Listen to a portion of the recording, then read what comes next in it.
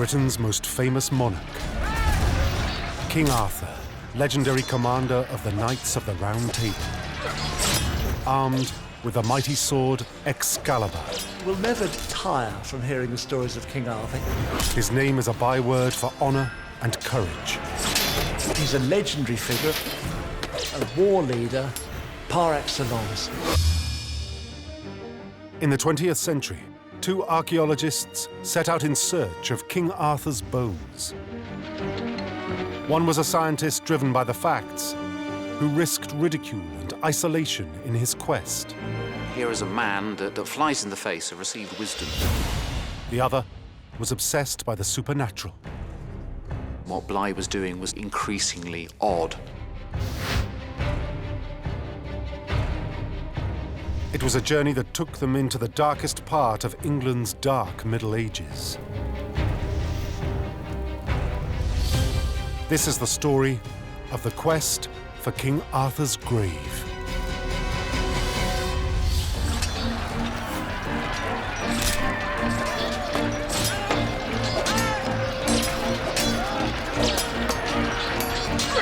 King Arthur is one of the most famous characters in the history of the British Isles. According to legend, his spectacular reign dates to the 6th century AD. The popular image of King Arthur is of a knight in shining armour with a round table, heroic knights who go on quests, especially for the Holy Grail. King Arthur is truly the stuff of legend. There's the famous story of the young Arthur drawing the sword from the stone, and his many magical adventures with the wizard Merlin.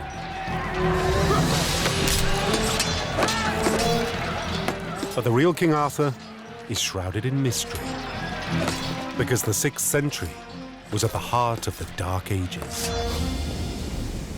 Few facts about this period of history are known.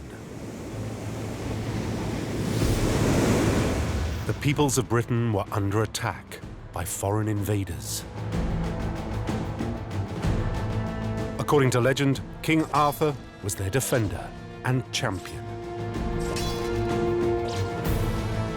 But his story ends with a valiant death in battle.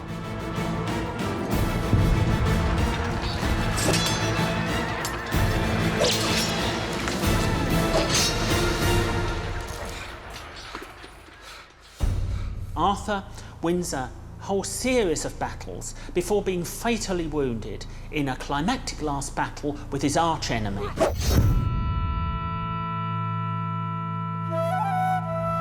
Arthur is mortally wounded, and he's then taken to the Isle of Avalon to be healed of his wounds, and that's the last we hear of him.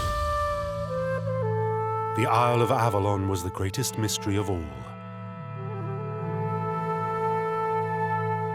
No one knew where Arthur's last resting place actually was. I think most contemporary scholars would doubt that in historical terms there ever was an Avalon.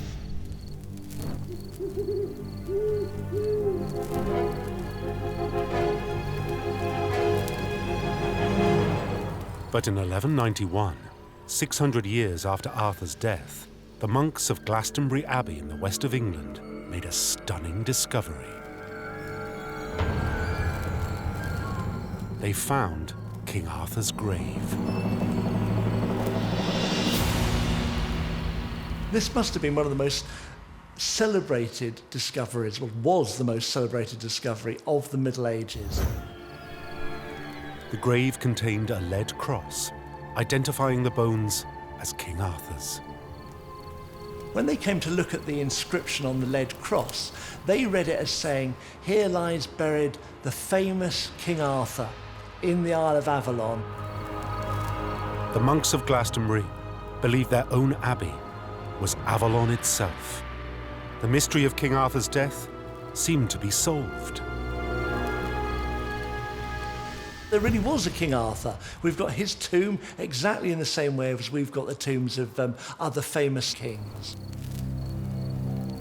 But for modern historians, it was impossible to tell whether the monk's story was true. because in 1539, Glastonbury Abbey was totally destroyed by Henry VIII in his power struggles with the Catholic Church. All traces of King Arthur, his bones, and the cross that marked his grave were apparently lost. By the 20th century, scholars were left with no hard evidence that there ever was a real King Arthur. There's a lot of scepticism about whether King Arthur really existed or did any of the things ascribed to him. There is nothing that would confirm the existence of a historical figure called Arthur.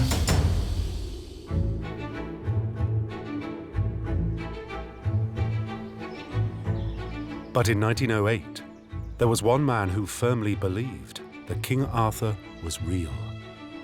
And not only that, he set out to prove it. The brilliant architect, Frederick Bond, believed that only he could track down King Arthur's last resting place, somewhere in the shattered ruins of Glastonbury Abbey. The only way we can actually prove whether King Arthur existed, or indeed disprove it, is by tangible archaeological remains. If you could find a fragment of Arthur's tomb, then your reputation as an archaeologist would be made. Bond convinced the Abbey's owners, the Church of England, to allow him access to Glastonbury. But he would still have to prove his credentials.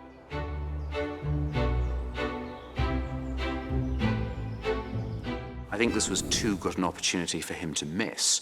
Here was this almost virgin site, remarkably little work is done on it.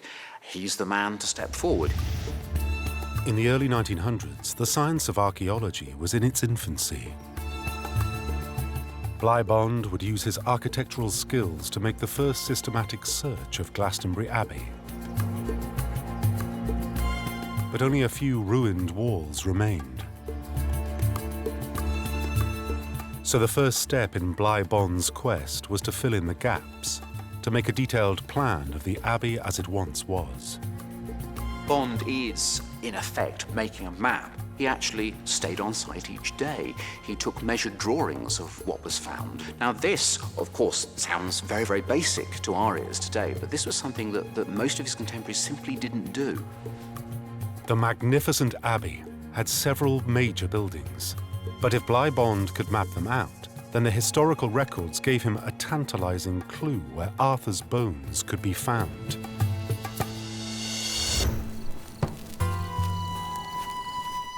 After finding the grave, the monks had been anxious to display Arthur's remains to important visitors. So they put them in pride of place at the center of their largest and most important building, the Abbey Church. They were brought out in 1278 to be presented to two very interested visitors indeed, King Edward I and his wife, Queen Eleanor of Castile. So they paid for a tomb of black marble to be set out in the middle of the Abbey Church. The story should have led Bond straight to King Arthur's tomb. But with the entire site in ruins, the location of the Abbey Church was far from clear. Bond's problem was to somehow map out its missing walls, then find the tomb at the center. And to find the solution, he would rely on his lifelong fascination with mathematics. His first love really is mathematics, and especially mathematical puzzles, numbers, correspondences. Bond believed the builders of Glastonbury Abbey had used a secret mathematical code. His measurements showed that the layout of the Abbey followed a deliberate number pattern. It had been handed down by architects since biblical times. According to his measurements, there seemed to be repeating numbers and patterns which were coming out, and these were more than coincidental, but seemed to be a foundation plan, a foundation geometry. Bond knew that ancient builders often used number patterns called magic squares. Every square has 6 rows and 6 columns. But to crack the code, Bligh Bond had to find a way to fill in the rows and columns so that they all added up to the same number.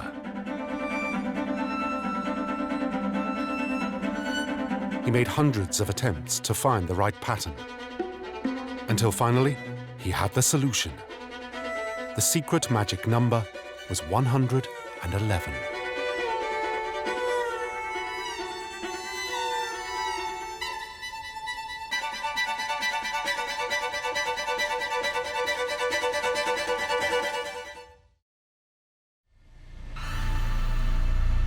Bligh Bond was convinced that he knew what it meant. 111 multiplied by 8 makes 888 inches, or 74 feet. He believed he had discovered the secret. The ancient builders had laid out the abbey on a grid of 74-foot squares. Bligh comes to the conclusion that he's discovered the medieval laying out plan of Glastonbury Abbey. Bligh Bond decided to prove his credentials by putting his map to the test. He would reveal the Abbey's lost buildings one by one.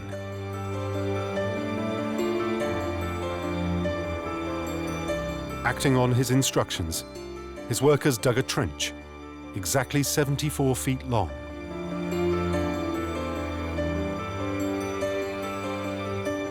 They immediately hit the foundation stones of an entire chapel that no one else knew was there. It had been missing for nearly 400 years. But Bligh Bond's map had predicted its location. The lost chapel exactly filled the last square of 74 feet.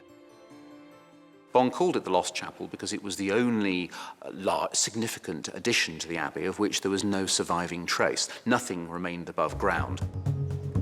It was something of a test for Bligh, if you like. One of England's greatest archaeologists said the Lost Chapel had never even existed. But Bligh Bond uncovered it within weeks. He had even predicted its eventual size. Bond hit foundations, followed them to the east and discovered a very large 4-bay building, thus proving one of the leading archaeologists of the day wrong. The church authorities were dazzled. This was a man who could predict exactly what he would find before he even started digging. The discovery of the Lost Chapel, if you like, very clearly marked Bond out as an archaeological force to be reckoned with. Large numbers of visitors came to the abbey, including people like the Bishop of Bristol, who even commented, "How are you doing it? You know, you don't seem to be wasting a spadeful of earth."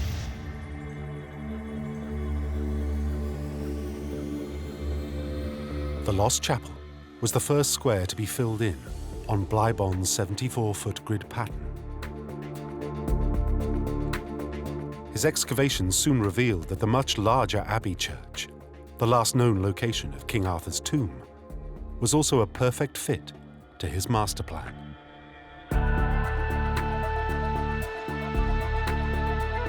The huge building was 1 square wide and 5 squares long. Bligh Bond knew exactly where to dig for Arthur's bones, right in the center of the church.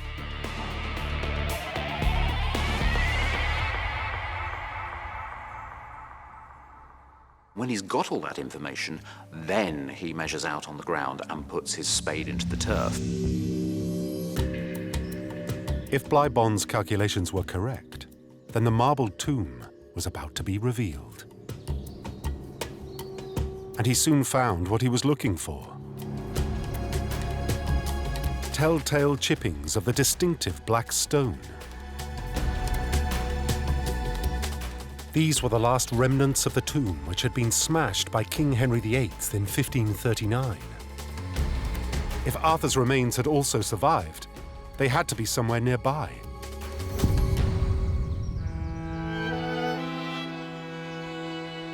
But to Bligh Bond's utter disbelief, his workers couldn't find a single fragment of bone.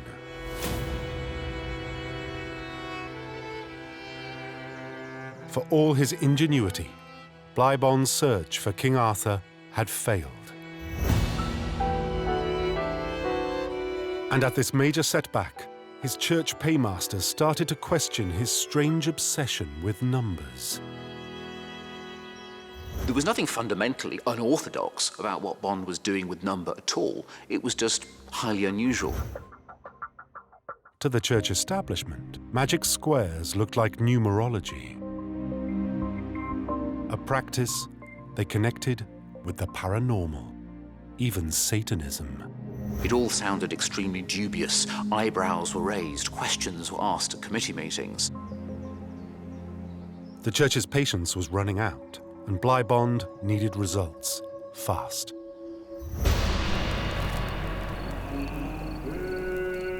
His new plan was to look for the actual grave where the 12th century monks had found King Arthur's remains. It would be one last chance to find any bones the monks had left behind. But Bligh Bond's map was now useless. The grave could be anywhere in the abbey's grounds. A total area of 220,000 square feet. To track it down, Bligh Bond was ready for desperate measures. Bligh is so convinced by his work with symbolic number, and he so desperately wants this to be true that he oversteps the mark.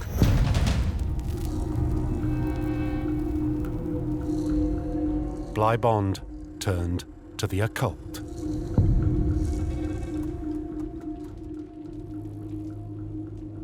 With the help of a psychic named John Bartlett, Bond planned to communicate with the dead. Their seances used the paranormal technique of automatic writing. They would take out a couple of sheets of clean white paper, they would sit down comfortably, and they would either ask a question into the air or alternatively write a question at the top of a piece of paper. Bartlett would put a pencil in his hand and put his hand on the sheet of paper. Bligh would then take his right hand and put it on Bartlett's left hand in which he was holding the pencil. And after a few hesitant movements, Bartlett's hand would start to write, and scrawl would proceed across the page. The writing seemed to be guided by an unseen power. For Bligh Bond, it was electrifying. The monks of the ancient abbey were telling him their secrets. He literally believes in the spirits of medieval monks. Much to Bligh's surprise, a lot of the personalities do seem to be remarkably helpful. In fact, they egg him on. You know, you should dig further, you should look here, you should look there. A monk named Johannes was the most anxious to be heard. He encouraged Bligh Bond's obsession with mapping out the abbey. They were interested in mathematics and geometry as well. Bligh gets quite fond of Johannes and often asked for him if he was talking to a different personality. Totally gripped, Bligh Bond begged for the location of King Arthur's grave. And Johannes had a shocking revelation.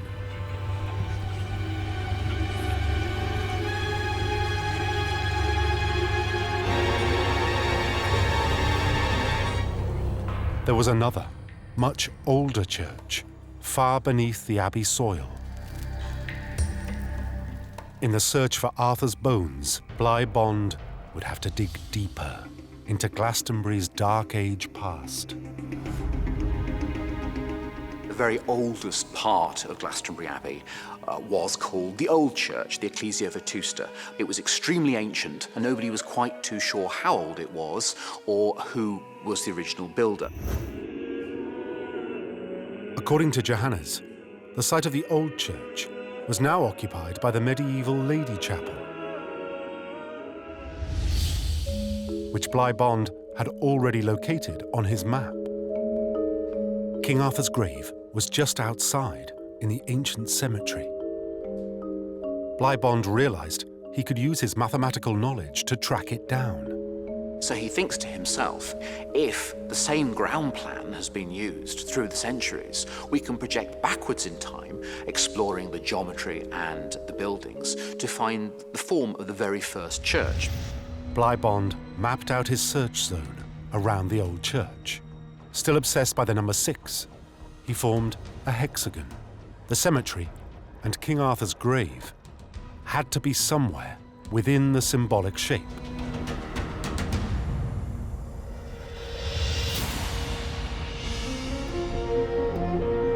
When his excavations began, Bligh Bond could hardly believe his eyes. There were bones everywhere.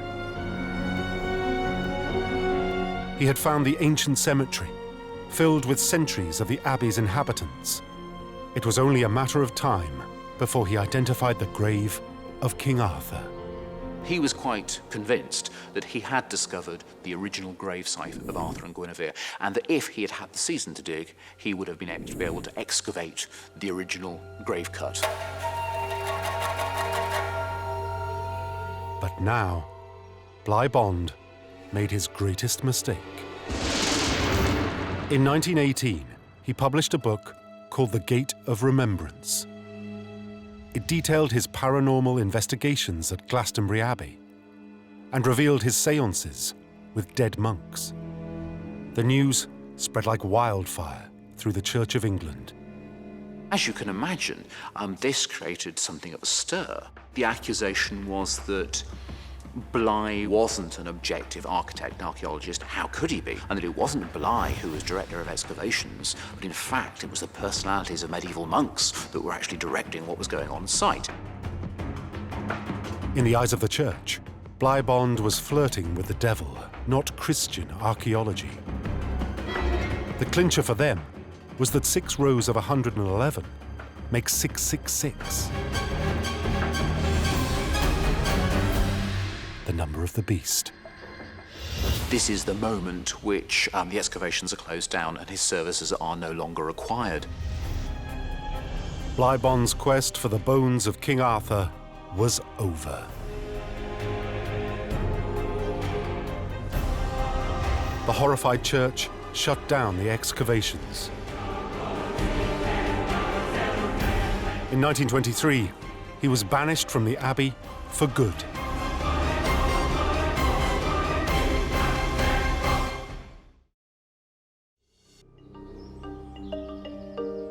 But a new Arthurian hero was already waiting to take up the quest. In 1908, the excavations at Glastonbury Abbey had been visited by a highly inquisitive 8-year-old boy.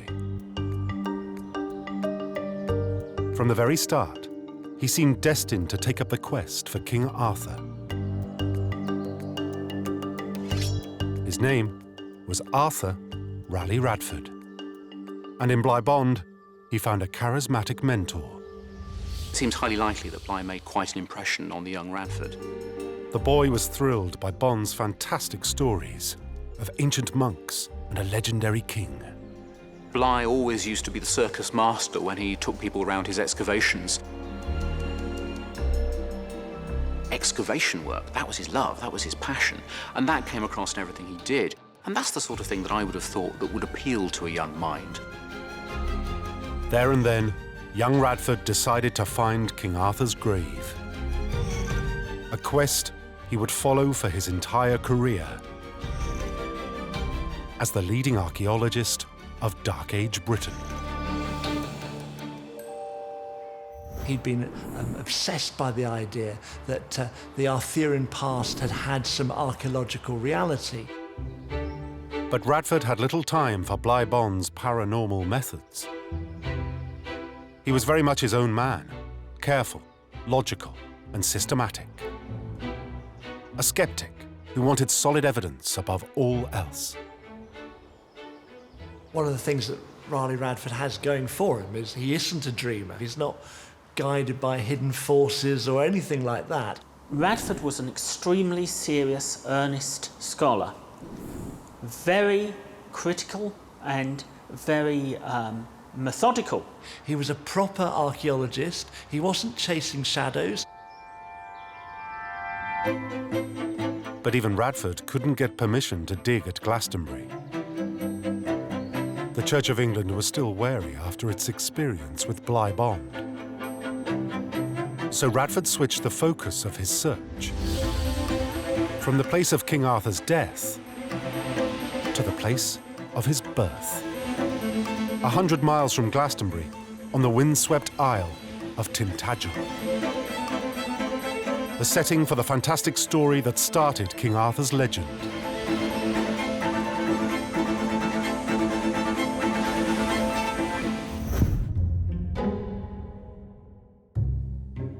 The story goes that King Arthur's father, Uther Pendragon, had fallen in love with the Duke of Cornwall's wife. The Duke of Cornwall realised what was going on and so whisked his wife back to Cornwall and put her in the most secure location he could find, Tintagel. Believing his castle was safe, the Duke made the mistake of leaving his wife at home. But Uther found a miraculous way to gain access. The answer to an impossible task was to get Merlin the magician. Merlin worked his magic. He transformed Uther into the exact likeness of the Duke, and he walked straight into the castle unopposed. Uther Pendragon took the opportunity to sleep with the Duchess of Cornwall, disguised as her husband, then leave in the morning, and then catch up with the real Duke of Cornwall and kill him. According to the legend, King Arthur was the result. It was on that very night that King Arthur, the most famous of men, was conceived.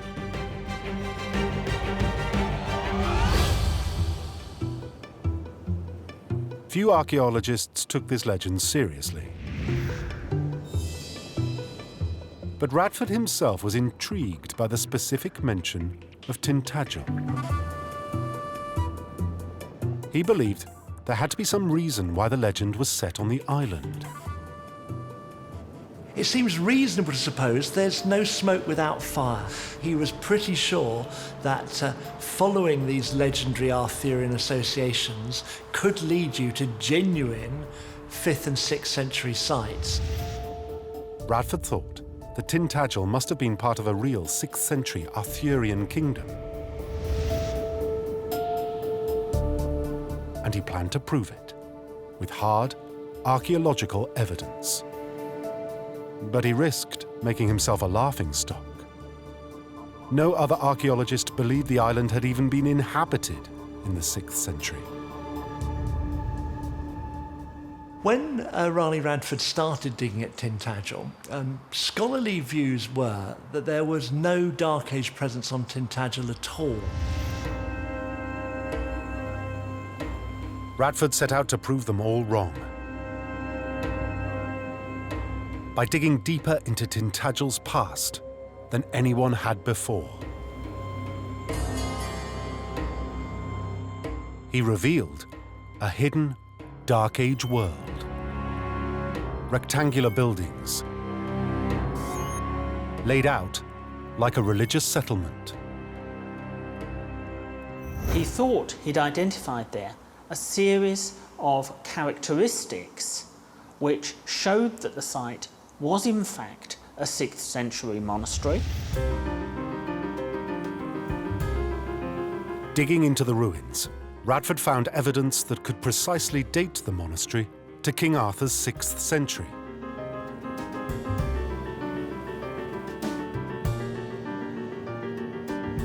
It was a special type of pottery that had never before been found in Britain.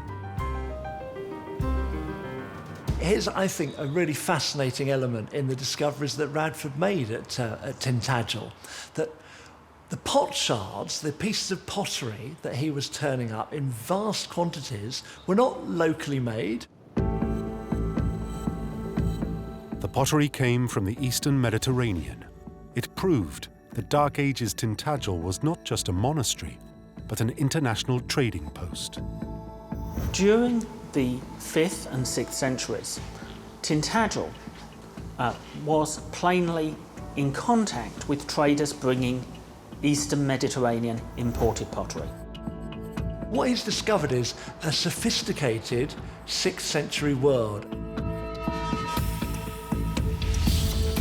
Radford called his pottery Tintagel ware.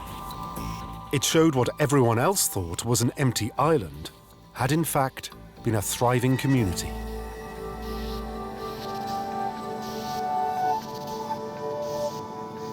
Radford's discovery of imported Mediterranean pottery at Tintagel in the 1930s was a turning point for the archaeology of 5th and 6th century Britain.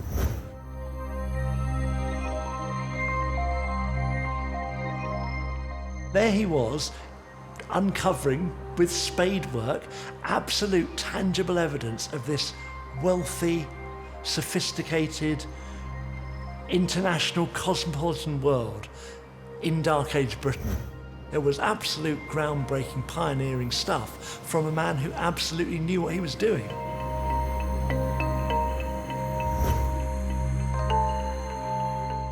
By following up on the King Arthur legend, Radford had proved something that no one else had even suspected.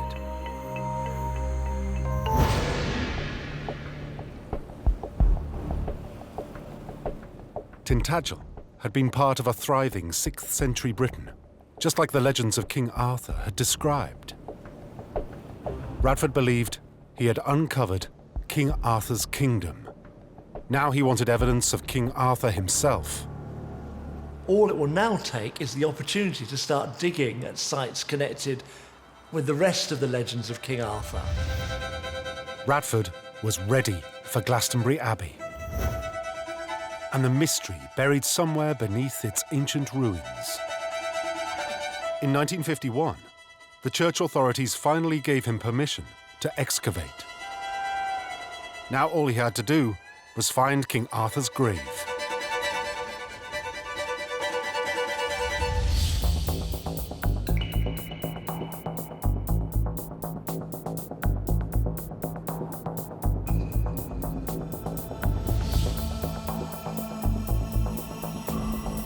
Radford tackled his task like a master detective. He would make a detailed forensic analysis of the key eyewitness account from the 12th century. What really happened outside Glastonbury Abbey in 1191.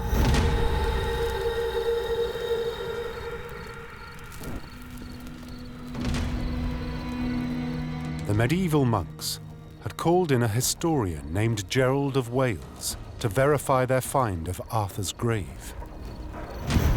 Radford planned to put Gerald's evidence under the microscope.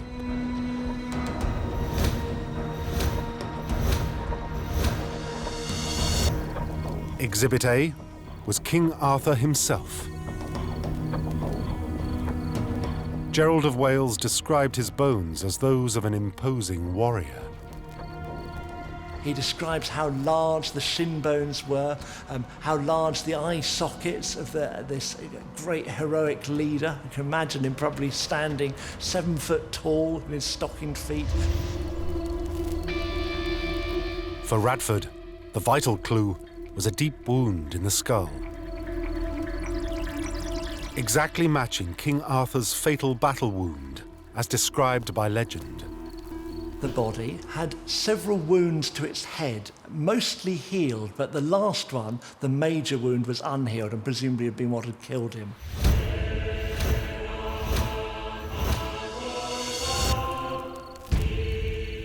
Exhibit B was very different. The skeleton of a woman, with long hair still clinging to the skull. It was Queen Guinevere. One of the monks was so overcome with romantic enthusiasm that he'd got hold of the hank of hair, which unfortunately then turned to dust.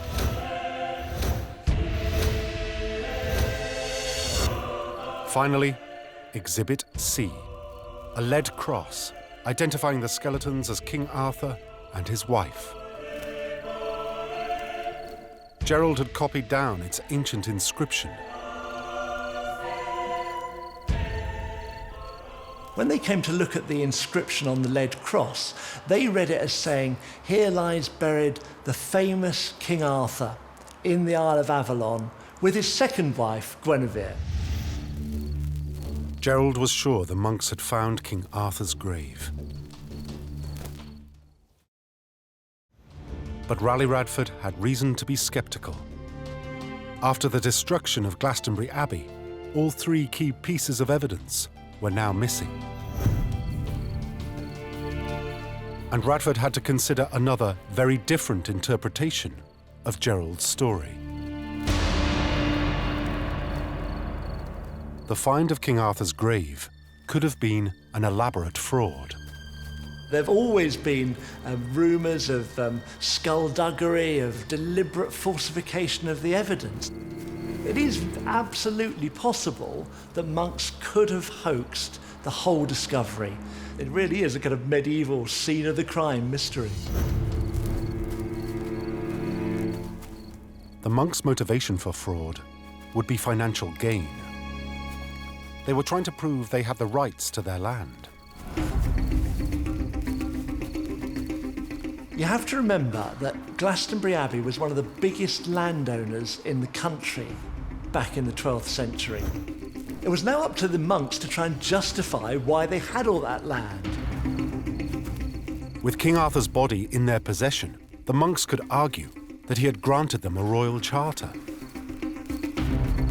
And it could be seen as a seal of approval, a confirmation of some of those charters, if they could find King Arthur's burial.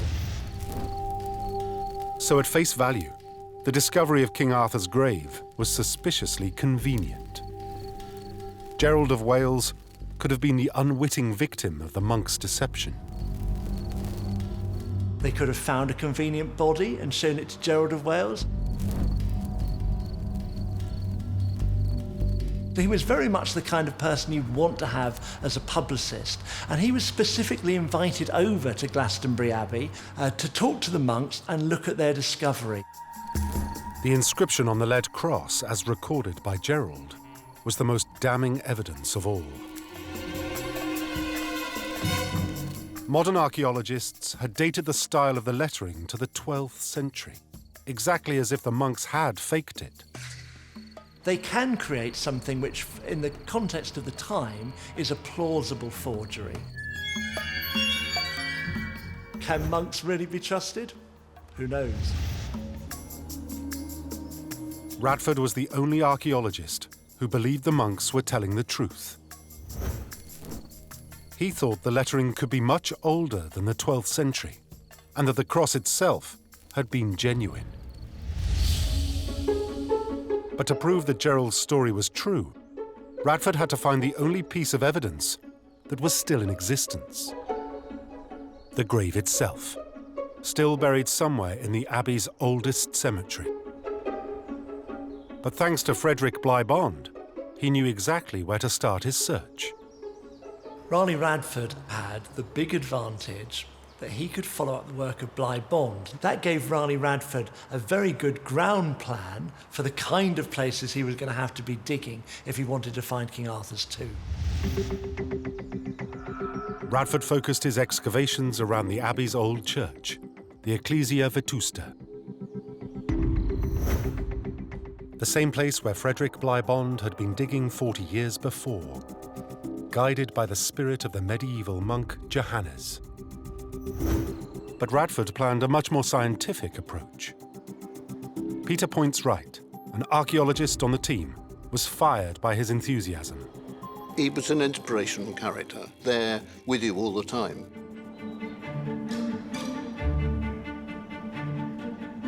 Urged on by Radford, the team dug deeper into the Abbey's ancient cemetery. But they faced the same challenge as Bond, to somehow identify Arthur's grave amongst many. Radford's vast experience gave him an ingenious way to solve the problem. His depth of knowledge was, it oozed out everywhere. Radford's research had uncovered a key historical detail. The site of the old church was now occupied by the medieval Lady Chapel. King Arthur had been buried south of the third window. His grave was directly in between two gigantic pillars. One was 26 feet high and one was 19 feet high. The pillars were stolen after the abbey was destroyed. But Radford thought monuments this size must have left some trace behind. He planned to dig a 60-foot trench to find them. We worked out where we thought the site was. The trench took weeks of careful excavation, but then came the breakthrough.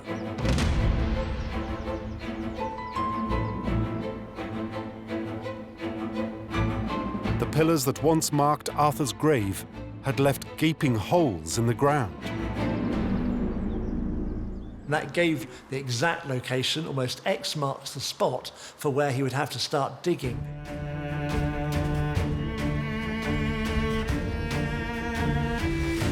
Directly between the holes, there were clear signs of disturbed earth. It was an empty grave, exactly where Radford said it would be. The sort of area you would respectfully put a body into the ground. Radford and Point's Right soon found more proof that they were digging in the right place. Tiny chippings of stone show the 12th century monks had also been in the grave. And they'd been digging down in exactly the same spot.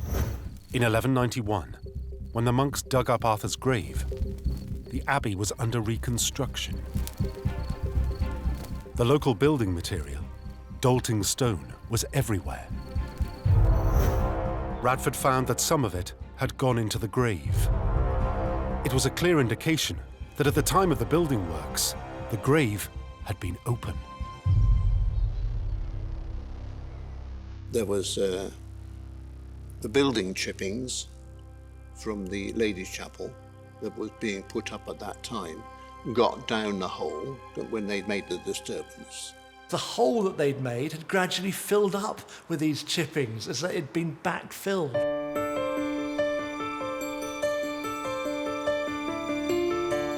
The stone chippings proved that the monks had definitely dug up the grave in 1191. But their story could still have been a hoax. Radford needed further evidence that the original grave was even older than the 12th century. And when he examined his trench more closely, he found it. There was a foundation wall designed to contain packed earth, and Radford soon discovered its purpose in the abbey's historical records. Long before 1191, the 10th century abbot of Glastonbury had raised the level of the entire cemetery to venerate its famous occupant. And he could see that St Dunstan, or Dunstan the abbot of Glastonbury in Anglo-Saxon times, had been reorganising the graveyard at a higher level. Arthur's grave had been dug up and reburied long before the monks of 1191 rediscovered it. Radford was sure the lead cross came from this 10th century reburial. It was put in the grave to make sure King Arthur was still properly marked. The 12th century monks hadn't faked it. His theory was this was something which had been made between the time of King Arthur and the discovery of Arthur's grave in 1191. With evidence to show that the 12th century monks had been telling the truth, Radford was ready to go public. He gave an interview to the BBC. The monks said that they found in the coffin a leaden cross with a Latin inscription which says, "Here lies Arthur, the famous king in the island of Avalon." That has been dismissed as a forgery. In my view, on the basis of the lettering and the form of the cross, it dates not from the late 12th century, but from the 10th century. If Radford was right, then the monks really had found King Arthur, the king who had founded their church in the 6th century. It was traditional in the 12th century to put the founder of your church, your monastery, in a great tomb in the choir. And I have very little doubt that that's what they intended to do. Radford thought quite definitely that this was the grave from which the bodies of Arthur and Guinevere were removed. Radford was sure the account by Gerald of Wales was true. The monks had dug up a grave. Radford had found it. It really did happen in 1191. The stone chippings said so. The cross identified King Arthur, and Radford could show it wasn't a fake. There was only one piece of evidence he couldn't find: Tintagel ware, to prove that King Arthur's original burial was in the 6th century. Radford used imported Mediterranean pottery as the key indicator for sites of the 5th and 6th centuries. It was one of the few things he didn't find on that excavation. It could well have been that those Tintagel ware fragments had once been there and gone, but the truth was he hadn't found his smoking gun. Radford knew his evidence was all circumstantial. There was nothing to link the grave directly to King Arthur. This is where I excavated in 1962 and 63 and found the great hole from which they dug out someone. Someone? Well, Arthur? I think it was Arthur, but of course I can't prove it. Radford never did prove the existence of King Arthur. But even at the age of 90, he was still visiting sites like Tintagel, still hoping for that conclusive final piece of missing evidence. He died in 1998, still on his quest. Personally, I'm very much on the side of Ralegh Radford. He must have been persuaded there was something behind these Arthurian legends. But Radford's story has a final twist. A decade after his death, archaeologists reassessed his finds at Glastonbury Abbey. They discovered that Radford had in fact found Tintagel ware in the abbey grounds. Radford never knew it, but he had proof all along that Glastonbury dated back to the 6th century. While most experts still don't believe in King Arthur, Radford was convinced this would have been the heart of his Dark Age kingdom. A fitting last resting place for Britain's greatest legend.